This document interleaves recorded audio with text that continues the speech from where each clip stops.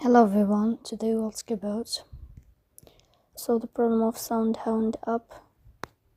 We click on settings. In this page we go to apps, default apps, app settings. When above you will search about SoundHound and you will click here.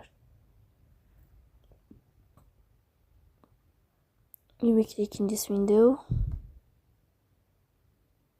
After that, in this page of app info, you will click on first stop and you will click OK. Here you will enter to the window of storage. Here you will click on clear cache.